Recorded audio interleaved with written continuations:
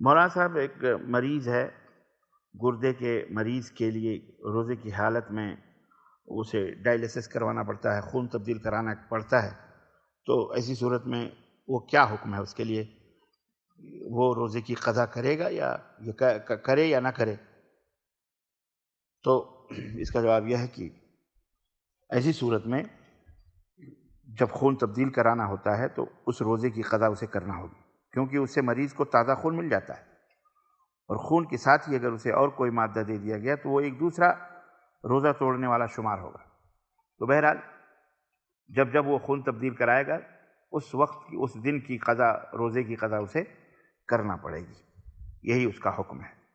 السلام علیکم ورحمۃ اللہ وبرکاتہ۔